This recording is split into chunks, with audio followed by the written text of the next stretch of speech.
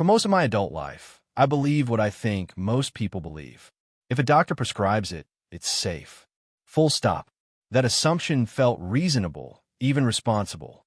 You trust the training, the system, the science behind the prescription pad. I believed it too, until the evidence in my own operating room started telling a different story. Over 2 decades as a cardiothoracic surgeon, I began noticing a pattern that I couldn't explain away. Patients returning. Not the ones who had ignored their health or skipped their appointments or lived recklessly. The ones who had done everything right. Took every pill every morning. Kept every follow-up. Trusted the process completely. And yet there they were again on my table with a heart that had given out in ways that, when I looked closely at their medication histories, didn't feel entirely random. The same drug combinations appeared again and again. The same overlooked interactions. The same blind spots in a system that was designed to help them, but hadn't been designed with their specific circumstances in mind. That's what today is about. 5 categories of common medications. Some available without a prescription, some considered routine, some taken daily for years without a second thought, that carry cardiovascular risks in people over 60 that are rarely explained clearly enough. This is not about alarming you. It's about closing the gap between what you've been prescribed and what you actually understand about what it's doing inside your body. Because that gap, more than most people realize, is where cardiac emergencies are born. Before we get into the specific medications, there's a foundational reality about aging and pharmacology that almost no one explains to patients clearly. When a drug goes through clinical trials for approval, the study population is almost always composed of younger, otherwise healthy adults. People in their 30s and 40s, usually managing one condition, taking no other medications, with liver function and kidney filtration operating at full capacity. The drug performs well in that population, gets approved, and then gets prescribed to a 72-year-old with 3 other conditions and 4 other pills already in the organizer. That is a completely different biological scenario, and the outcomes can be completely different as well. After 60, the kidneys filter more slowly. The liver metabolizes compounds at a fraction of its earlier speed. Drugs stay in your system longer, reach higher concentrations than the dose was designed to produce, and interact with other medications in ways that were never tested because the combination never appeared in the clinical trial. The average person over 65 in Western medicine is taking between 4 and 6 prescription medications daily. Some take considerably more. Each one was likely prescribed for a legitimate reason. But the uncomfortable reality is that the majority of those drug combinations were never evaluated together in an aging body over extended time periods. The space between prescribed correctly and safe for you specifically, at your age, with your other medications, with your particular physiology, is where the risk lives. And it's a space that most 7-minute clinical appointments simply don't have time to explore. The first category is one of the most widely used and most widely underestimated. Nonsteroidal anti-inflammatory drugs, the family that includes ibuprofen, naproxen, and diclofenac. These are available without a prescription at any pharmacy. That accessibility is a significant part of the problem because availability tends to read as safety in the public mind. If it were genuinely dangerous, you need a doctor to give it to you. That's the logic most people operate on. It's not accurate. Here's what happens inside an older cardiovascular system when these drugs are taken regularly. NSAIDs cause the body to retain sodium and water. That retention increases circulating blood volume, which raises blood pressure. In a heart that is already dealing with the physiological changes of aging, mild stiffening of the arterial walls, reduced elasticity in the vascular tissue, a pump that is working harder than it did at 40. Elevated blood pressure is additional load on a system that has less reserve capacity to absorb it. Beyond the fluid retention, these medications alter the behavior of the cells lining your blood vessels. They make platelets more adhesive, more prone to aggregating, more likely to form clots. A clot developing in a coronary artery is a myocardial infarction. A clot reaching a cerebral artery is a stroke. Research examining NSAID use in populations over 65 has found the risk of serious cardiac events increases by as much as 50% with regular use. That is not a marginal or a theoretical risk. That is a substantial statistical shift in one of the most serious health outcomes there is. The alternative deserves attention. Acetaminophen carries far less cardiovascular burden. Topical anti-inflammatory preparations applied directly to the affected joint deliver local relief without the systemic vascular effects. Physical therapy, movement practices calibrated for the specific joint involved, certain dietary modifications. These are not substitutes that require accepting more pain. They are genuinely effective options that simply require a different conversation with a physician who has time to have it. The second category involves an older class of diabetes management medications, specifically the sulfonylurea family, which includes drugs commonly prescribed under various names that work by stimulating the pancreas to produce additional insulin.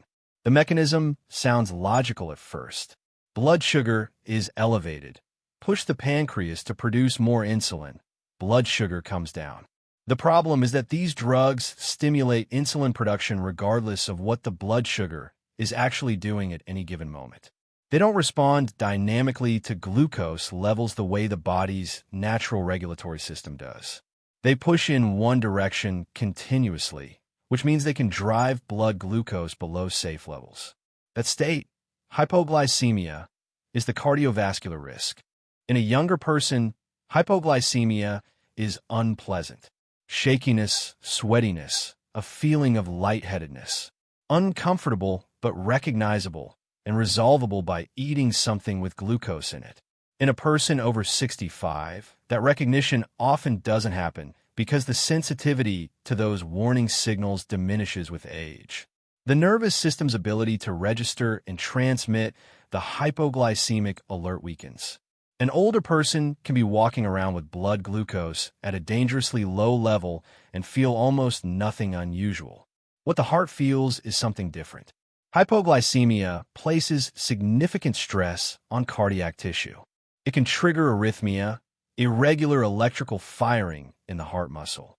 And in a heart that already has some degree of age-related structural change, an arrhythmia doesn't always self-correct. It can cascade. This is worth a direct and specific conversation with any physician managing diabetes in someone over 60. Newer medication classes, particularly the SGLT2 inhibitor family, have been studied extensively and have demonstrated measurable cardiovascular benefit rather than cardiovascular risk. The options have evolved substantially, but accessing the better option requires knowing to ask for it. The third category requires a degree of care and framing, because the underlying condition it treats is real, serious, and often undertreated in older adults. Depression in people over 60 is not minor. It affects quality of life, physical health, cognitive function, and mortality in measurable ways. Medication for depression helps many people significantly, and nothing I'm saying here is an argument against treatment. The specific concern is with an older class of antidepressants, the tricyclic family, that some patients have been taking for many years, and that some physicians still prescribe for depression, for neuropathic pain, or as a sleep aid. Tricyclic antidepressants interfere with the electrical conduction system of the heart, the precise coordinated signaling that regulates the timing of each heartbeat. In a young heart with full physiological reserve, the body can compensate for this interference without serious consequence. In an older heart, the same interference can produce what is called QT prolongation, a measurable disruption in the electrical cycle of the heartbeat. QT prolongation creates the conditions for a specific and dangerous arrhythmia in which the heart's electrical pattern becomes chaotic, uncoordinated, and capable of triggering sudden cardiac arrest without warning.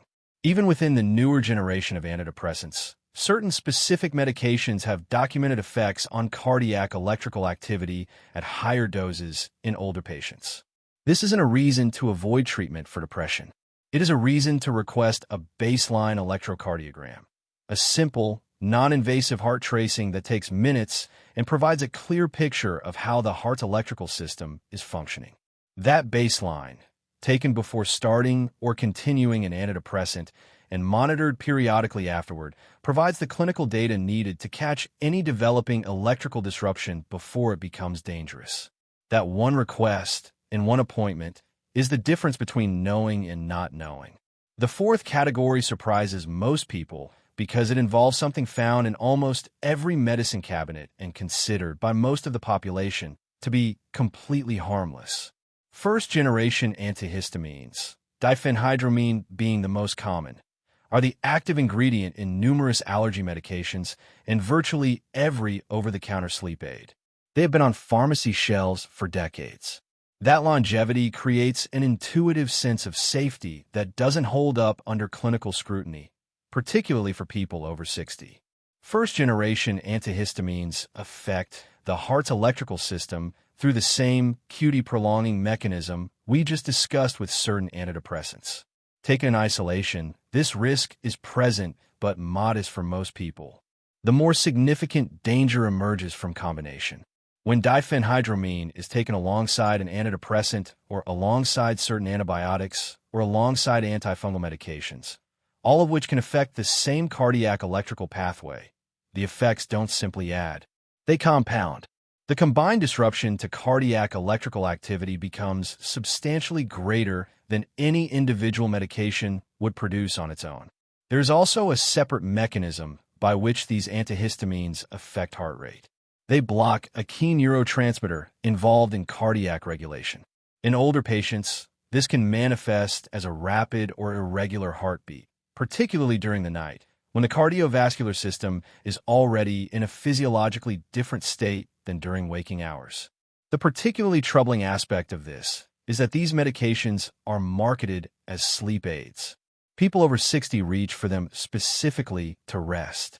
And in doing so, they may be placing the heart, the organ that most needs recovery during sleep, under avoidable electrical and rate-related stress. Second-generation antihistamines, including loratadine and cetirizine, do not cross into the heart's electrical regulation in the same way. They provide equivalent relief for allergies and congestion without the cardiac mechanism of concern. The substitution is simple. The benefit is real. The fifth category involves something almost everyone reaches for when they're sick: nasal decongestants, particularly products containing pseudoephedrine or phenylephrine, are present in dozens of over-the-counter cold and flu preparations. They work by constricting blood vessels in the nasal passages, which reduces congestion and restores some degree of normal breathing. That mechanism is effective. The problem is that vasoconstriction doesn't confine itself to nasal tissue. These compounds constrict blood vessels throughout the body, including the vessels supplying the heart muscle itself. In someone whose blood pressure is already elevated, and the majority of people over 60 have some degree of hypertension, diagnosed or not, this systemic vasoconstriction can produce a sudden and dramatic spike in blood pressure. The heart wall, receiving reduced blood supply through constricted coronary vessels while simultaneously being asked to pump against higher peripheral resistance, can be pushed beyond what it can safely accommodate. The result can be angina. In more vulnerable individuals, it can be a cardiac event. Simple alternatives: saline nasal spray, steam inhalation, adequate hydration, manage congestion without any vascular involvement. Reading the label of every cold medication before taking it is not overcaution. For someone with hypertension or cardiac history, it is basic protection. Now, the reality that ties all of this together, and the reality that I find most difficult to convey without it sounding alarmist, though the statistics justify the alarm, is what happens when 2 or 3 of these medications are present simultaneously. Consider a common scenario. Someone over 70 is taking an NSAID regularly for joint pain. They're also on an antidepressant. At night, they take a diphenhydramine-based sleep aid to get a few hours of rest. Each of these was chosen for a genuine reason. Each might be appropriate in isolation, in a different patient, in different circumstances. Together, in this patient, the NSAID is elevating blood pressure and increasing clot risk. The antidepressant is creating electrical disruption in the cardiac conduction system. The antihistamine is compounding that electrical disruption and affecting heart rate during the hours when cardiovascular recovery is supposed to be happening. 3 legitimate medications, 3 separate cardiac mechanisms, all operating simultaneously in the same aging heart. No single physician necessarily sees all 3 as a combined picture. No pharmacist was necessarily consulted about the combination. Nobody connected the dots. This is not a rare scenario. It is extraordinarily common, and the gap it represents between individually reasonable prescriptions and collectively dangerous interactions is one of the most significant and underaddressed problems in medicine for older adults today. What you can do about this is concrete and actionable, and it begins with something that costs nothing. Write down every single substance you take into your body with pharmacological intent, every prescription medication, every over-the-counter product, every supplement, every vitamin. Put on one piece of paper. That document, taken to a pharmacist and asked to be reviewed as a complete picture, is one of the most powerful diagnostic tools available to you. Many pharmacists offer medication reviews at no cost and are specifically trained to identify dangerous combinations that may not be immediately obvious even to a prescribing physician who sees one medication at a time. The conversation with your doctor is equally important. Ask directly and specifically whether all of your current medications remain the right choice given your current age, your current cardiovascular status, and everything else you're taking simultaneously. That question, asked clearly and confidently, opens a clinical conversation that may not happen otherwise. A physician who responds well to it will welcome the engagement. Any physician who doesn't respond well to a patient asking about the safety of their own treatment is providing you with equally useful information about the nature of that relationship. The most important boundary to hold is this: never stop a prescription medication on your own without medical supervision and a structured plan for doing so. Abrupt discontinuation of many medications carries its own risks, sometimes serious ones. Any changes to your regimen need to happen as a collaborative, monitored process. What you're doing by having this knowledge is not preparing to manage your own medications independently. You are preparing to be a more informed, more active participant in the decisions that affect your cardiovascular health. That participation changes outcomes. I have seen it change outcomes, not occasionally, but consistently, in the patients who engage with their care rather than simply receiving it. The heart is a structure of remarkable endurance. It beats approximately 100,000 times per day, every day, without rest, without being asked, without acknowledgement. It adapts to changing demands over an entire lifetime and asks relatively little in return.